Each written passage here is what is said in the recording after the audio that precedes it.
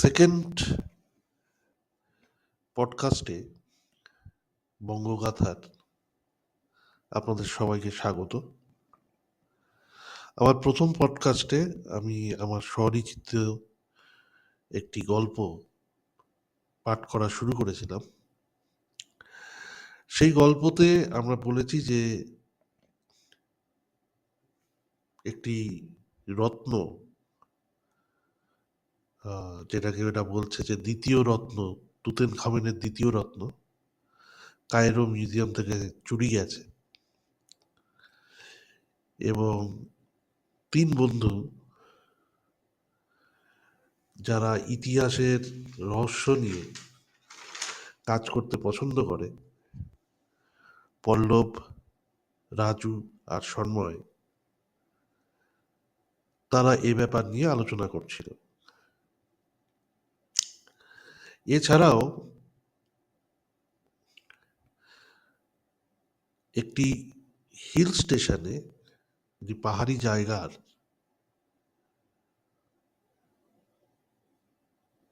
বর্ডারে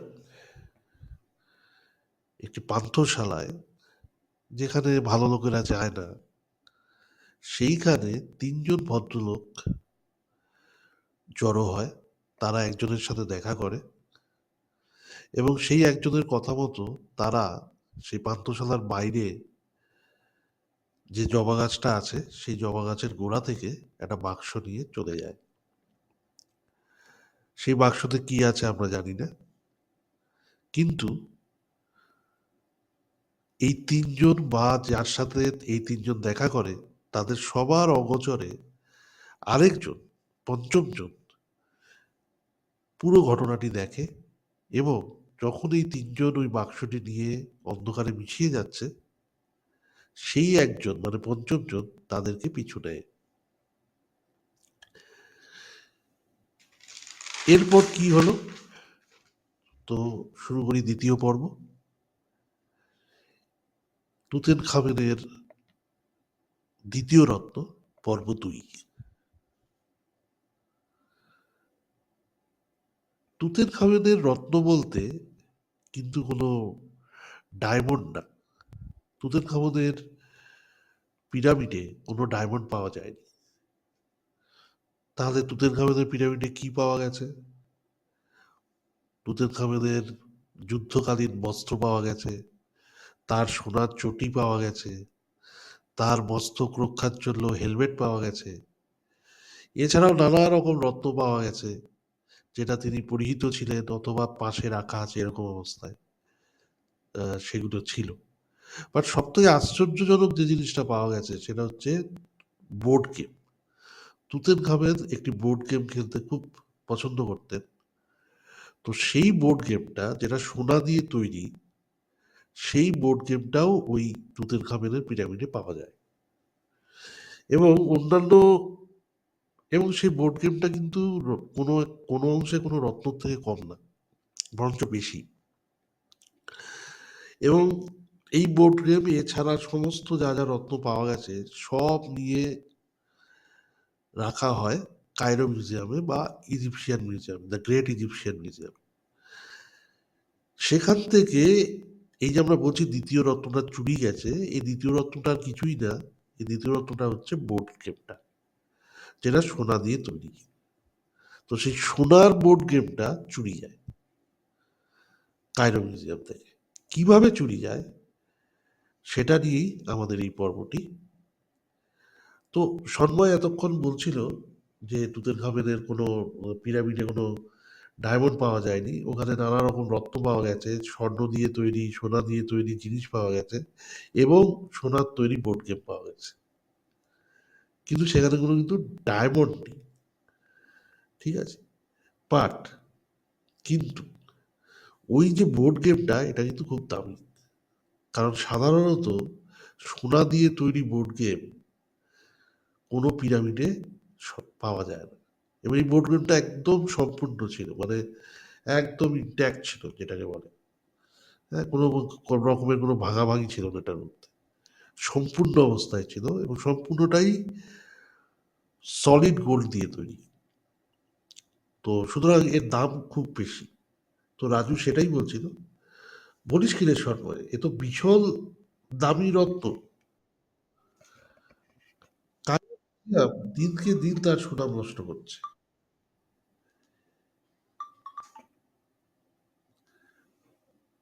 যেদিন তার এ রত্নের তো আবার দ্বিতীয় কোনো কপি নেই, একটি মাত্র ছিল। এবার তো চোরা বাজারে এর দাম উঠবে কয়েক কোটি, এটাও ঠিক কথা। এই সোনা দিয়ে তৈরি বোর্ড গেম এক পিসই ছিল, এই এক পিসও গেল চুরি হয়ে। তো সুতরাং চোরা বাজারে তো এর দাম কয়েক কোটি টাকা উঠবে। ঠিক তাই, পল্লবের শেষ হলে রাজু যোগ করে। রাজু বলে চলে, সন্ময়ের এই খবর শোনার পর আমাদের তো কাজে নামতে হচ্ছে মনে হয়। কারণ আমার কাছে যে আরেকটি খবর আছে, তাতে যেটা জানতে পারবি তোরা, তার সাথে এই খবর যদি আমরা জুড়ি, তাহলে একটা বড় খবর দাঁড়ায়। বলে রাজু শ্বাস নেয়। কি খবর? সবাই একসাথে বলে ওঠে। খবর হলো, কায়রো মিউজিয়ামের যে বিভাগ থেকে এই রত্নটি চুরি গেছে, তার বিভাগীয় প্রধান হলো আমার মামা। আজ সকালে সন্ময়ের খবরটা দেওয়ার পর আমি আমার মামাকে জিজ্ঞেস করি, কারণ সে তো কায়রো মিউজিয়ামে চাকরিরত, বহুদিন বাবদ সেখানে সে চাকরি করছে। তিনি বলেন যে যে খবরটা ঠিক, ওই বোর্ড গেমটা সত্যিই চুরি গেছে। তবে আশ্চর্যের বিষয় হচ্ছে, তারা সিসিটিভি ক্যামেরায় যেটা দেখেছে, সেটা দেখে তারা তাজ্জব পড়ে গেছে। কেন? কারণ হচ্ছে, সেই রত্নচোর কিন্তু কোনো মানুষ নয়, সেটা একটা জন্তু, শিম্পাঞ্জির মতো দেখতে, লেজ আছে, লম্বায় ধর 6.5 ফিট। সে নাকি এক লাফে রত্নর কাছে আসে, উপরের কাচের বাক্সটা এক ঘুষিতে ভেঙে ফেলে এবং রত্নটা নিয়ে আরেক লাফে ক্যামেরার দৃষ্টিগোচর থেকে বেরিয়ে যায়। জন্তুটা বাক্স ভাঙার সাথে সাথে অ্যালার্ম বেজে ওঠে, আর ক্যামেরাও চালু হয়ে যায়। ছবি যদিও আমার সাথে আমার মামা শেয়ার করেনি, শুধু বলেছেন খুব চিন্তায় আছি, কারণ গাফিলতির দায়ে তার চাকরিটা না চলে যায়। একেই মিউজিয়াম কিউরেটরের চাকরি বেশি একটা নেই, তার মধ্যে যদি এই চাকরিটা এই বদনামের পর চলে যায়, তাহলে ওনাকে না খেতে পেয়ে মরতে হবে। তো এটা শুনে আমি বলছি কি পল্লব, সন্ময়, এই ব্যাপারটা কিন্তু নিয়ে আমরা এগোতে পারি। তার মানে বলছি, আমরা যদি আমার মামাকে একটু সাহায্য করি, মানে মিশর গিয়ে না, এখান থেকেই অন্তর্জালকে কাজে লাগিয়ে যদি কিছুটা সাহায্য করা যায়, আমি করব আমার মামাকে সাহায্য, তোরা করবি ইতিহাসকে সাহায্য। আর দ্বিতীয় তুতের খামের রত্ন বলে কথা, ভেবে দেখ। এতক্ষণ কথা বলার পর রাজু থামলো। এবার পল্লব বলা শুরু করলো, দেখ রাজু, তোর প্রস্তাবটা মন্দ নয়। সামনে গরমের ছুটি পড়বে, আমাদের তিনজনের ছুটি পড়বে, আমরা সবাই তখন ঘোরাঘুরির কথাই চিন্তা করব। তার থেকে এই কাজটাতে মনোযোগ দিলে আমরা অনেক কিছু জানতেও পারবো, ভাবতেও পারবো, আবার বিদেশ বিভুঁইয়ে বিপদে পড়া আমাদের দেশের লোককে সাহায্যও করতে পারবো। আবার যদি কোনোভাবে রত্নটাকে উদ্ধার করতে পারি বা সেখানের বিন্দুমাত্র একটু সাহায্য করা যায়, তাহলেও নিজেকে ধন্য মনে করবো। ইতিহাসের এত বড় সাহায্য করার সুযোগ কজনই বা পায়। কিন্তু প্রশ্নটা হলো, শুরুটা করবি কোথা থেকে? আমি তো কুলকিলেরা কিছুই পাচ্ছি না। তোরা যদি রাজি থাকিস, তাহলে আজ অফিস ফেরত তোর ঘরে আমরা আসবো, এসে সবিস্তারে কথা হবে। এই বলে রাজু আর শর্মা চলে গেল তাদের অফিসে। পল্লব চাল করে পা বাড়ালো তার কলেজের উদ্দেশ্যে। আজকে এই তিনজনই সাংঘাতিক উত্তেজিত, অনেকদিন বাদে একটা কাজের মতো কাজ পাওয়া গেছে।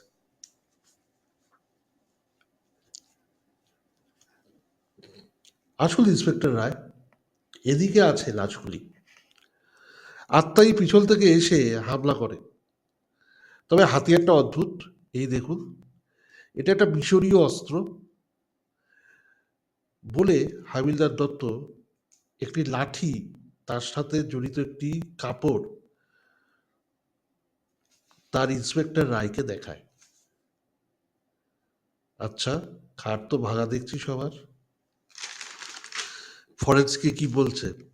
ইন্সপেক্টর রায় বিস্মিত। সকাল সকাল খবর আসে ম্যাল রোডের ধারে 3টি লাশ পাওয়া গেছে। তিনজনেরই ঘাড় ভাঙা, মুখ সবার একই দিকে, মানে ডাল দিক করে রাখা।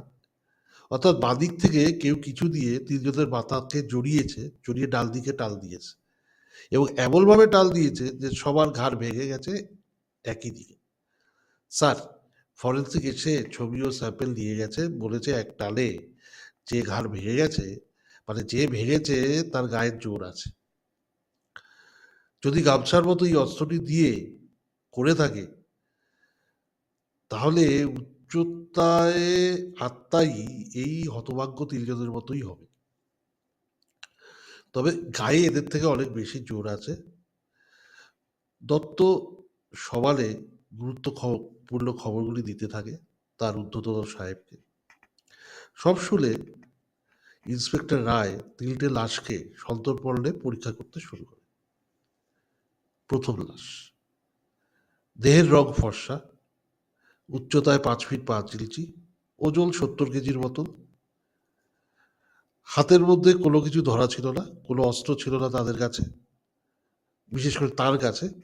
বা থাকলেও সেটা এখন আর জানা যাবে না, কারণ আত্মাই সেটা নিয়েও চলে যেতে পারে।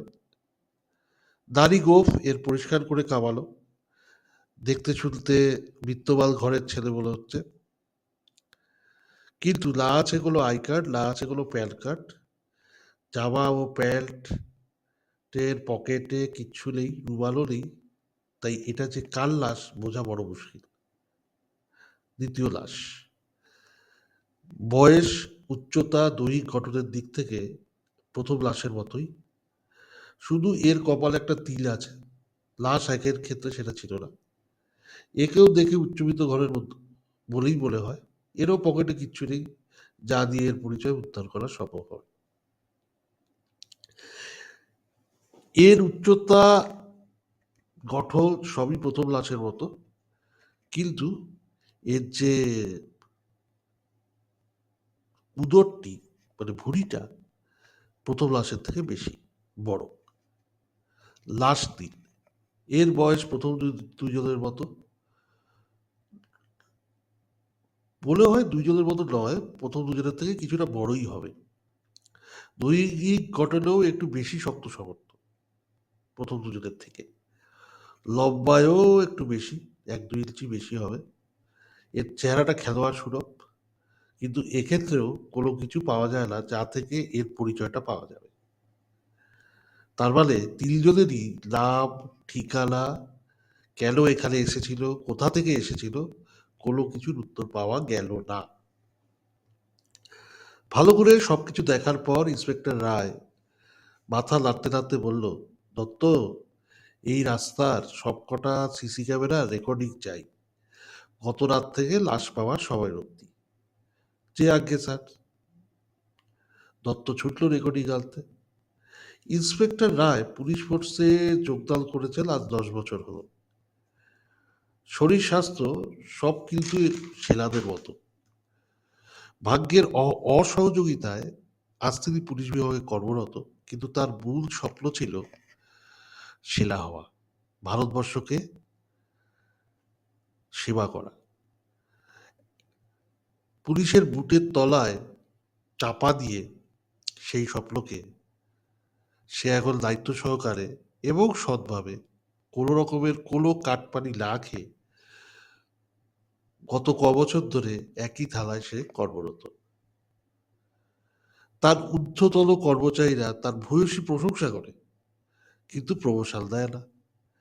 তাই সেই যে 6 বছর আগে এক অঘ্রাণ মাসে এখানে এসে উনি অফিসার ইনচার্জ হয়ে যোগদান করেছিলেন, তারপর থেকে তার আর নড়নচড়ন হয় না। তার নিচের পদে কাজ করা অধিকাংশ মানুষই আজ ভিন্ন জায়গায় তার সম বা তার থেকে উচ্চ পদে কাজ করছে, কিন্তু তিনি আছেন এখানেই একই পদে একইভাবে। এখানে একজন তার ছায়াসঙ্গী আছে, তিনি হচ্ছেন আর কেউ না, হাবিলদার দত্ত, যার সাথে উনি কথা বলছিলেন। এনার পুরো নাম হচ্ছে ইন্দ্রাশিস দত্ত। ইন্দ্রাশিস দত্ত নামটি রাজকীয়, কিন্তু তিনি তার রয় স্যারকে ছাড়তে পারেন না, যেন একটা মায়ার জালে তিনি জড়িয়ে গেছেন। ওনাকে অনেকে পিছলে রয় স্যারের হলুমাল বলে ব্যঙ্গ করে। এই দত্তবাবুও একই থানাতে পোস্টেড আছেন গত 6 বছর ধরে, তার প্রিয় রয় স্যারের সাথে। চেহারায় গোলগাল, 5 ফুট মতো লম্বা, ভুঁড়িও আছে, কিন্তু দৌড়তে পারেন হরিণের মতো। দৌড়ে তিনি বহু চোরের কিস্তিমাত করেছেন, এবং তার এই দৌড়টাই সম্বল, আর কিছু তেমন নেই। তবে বয়সের সাথে সাথে এবং রয় স্যারের সাথে থাকতে থাকতে তার দৌড়ের দক্ষতাও একটু কমে গেছে, কিন্তু রয় স্যার সেই অদক্ষতাগুলো খুব সহজেই ঢেকে দিতে পেরেছেন তার পারদর্শিতার সাহায্যে।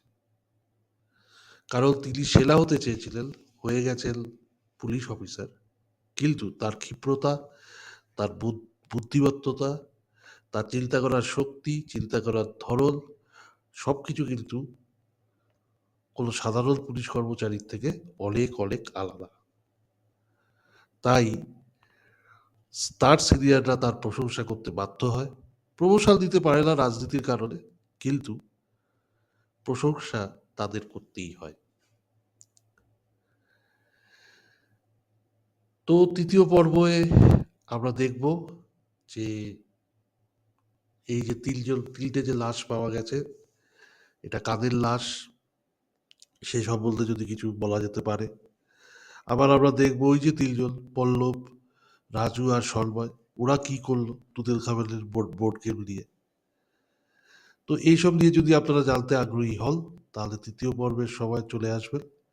আমি আবার এর পরের সপ্তাহে একই সময় আমি আবার গল্প পাঠে বসবো।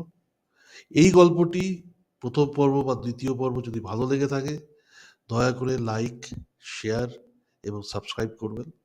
তাতে আমিও উৎসাহিত হব তৃতীয়, চতুর্থ, পঞ্চম পর্ব তৈরি করার জন্য। এই বলে আমি আজকের পর্বটি এখানেই সমাপ্ত করছি। ধন্যবাদ, ভালো থাকবেন, সাথে থাকবেন।